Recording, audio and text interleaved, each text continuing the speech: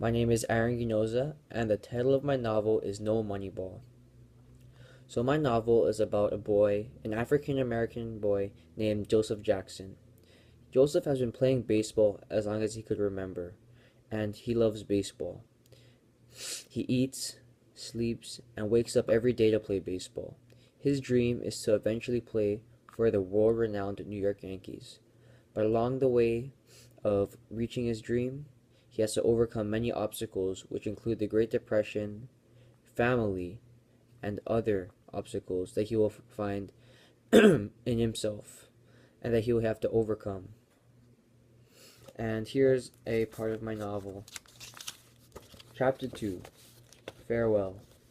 My mom opens the door and lets in a small sliver of light left from the fleeting sun. A horrifying sight is before us. I turn my attention to the floor only to see my dad, the person who has always been there for me, clutching his chest. A half-opened newspaper laid to the left of my father's body. The title reads, Wall Street in Panic as Stocks Crash. I run to the other side of Dad and grab the newspaper, hoping Mom hasn't seen it. She has enough to deal with right now, and her first priority should be Dad. My brother Jonathan, who is only 7 years old, is in tears huddled right next to my dad, holding his rough and calloused hand. Thud. My mom's bag falls to the wooden floor that covers our house as she scrambles to the phone to call 911. I grasp Dad's other hand, which lay clutching on top of his chest. Tears fall down my cheeks like raindrops running down a windowsill. This pain that I'm feeling is nothing like I've ever felt before, and there was almost no way to describe it. It's not like a physical pain like one from getting a sore and bleeding. Neither is it comparable to a simple emotion like sadness or depression. The best way I can describe it is to imagine if someone took a piece of my heart and ripped it right out of my chest. Then all that's left in that space is darkness and an endless void. I can't recall that much for the next few hours, but I remember most of the important things that happened. The loud sounds of the ambulance sirens flood my ears, only making the whole experience more chaotic and hectic than it already was. Then my mom, my brother, and I hop into the back of the ambulance with Dad on the way to the hospital. I'm still carrying the newspaper in the crook of my arm. The vehicle is moving at blazing speed, crossing intersections and clearing cars on the streets with its siren. The ambulance drivers try their best to give Dad the best possible chance of surviving. To me, it feels like an eternity to get to the hospital, even when in actuality it only took 15 minutes. I've got to admit that those 15 minutes were the longest 15 minutes of my life. I worried about how I would break the news about the stock market crash to my mom and what it would mean for my family. At the same time, I felt I could lose my dad at any moment, and I wanted to spend every second, if it was his last, next to him. By the time we reached the hospital, I had fallen asleep on my father's body. My mom carries my brother into the waiting room as I sleepily follow behind. I place the newspaper on one of the seats next to me and begin to fall asleep. The doctors concentrate on Dad and move him into the emergency room. As of right now, I'm at a temporary peace, but I know that once I wake up, all those emotions will hit me like a tsunami, and the pain will return once again.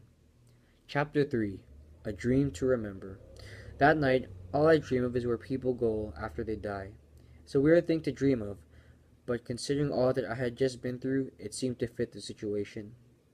My dream starts as I walk out the front door of my house and begin to move upward towards the sky. I'm flying with golden wings on my back like an angel. Rising towards the clouds, I look down and see my house, the baseball field where I practice at, my school, and the hospital. I turn my head slightly to the right and spot the bright and everlasting sun falling underneath the sight of the world I currently fly above. All of a sudden, I am surrounded by an endless sea of white. Clouds are everywhere and as far as the eye can see. A staircase shrouded in golden light appears behind an oddly placed column of clouds, and I fly towards it. I let my bare feet touch the cold and firm steps of the stairs, and I begin to walk up. The stairs are much higher than I had first assumed, but I decide to keep going. A man who is shrouded by light so bright I cannot even look at starts speaking. Joseph Vincent Jackson, what a pleasant sighting. What brings you here? My father is dying and I have no idea what to do. If I lose him, who will be there to take care of Mom and Jonathan? I respond, You are not to worry, young Joseph. It is not your father's time to join me yet. The doctors were able to get to him in time. By the time you wake up, the doctors will allow you to see him. Now go, and we will meet again soon. I breathe a huge sigh of relief and head back down the staircase, below the clouds, and back to my house. As I wake up, a bright light shines down on my exhausted and tear-crusted face as I ponder whether the message God gave me was true. And any questions? Which historical event was included in this part of your novel? So for this part of my novel, I included the stock market crash of 1929, and I implemented that in my novel through the use of a newspaper. So when Joseph's dad was on the ground having his heart attack, there was a newspaper that had fallen on the ground next to him, which had a headline about the stock market crash. I found that as a easy but yet interesting way to show to implement the historical event into my story. Second question, what resource did you find most useful in writing your novel?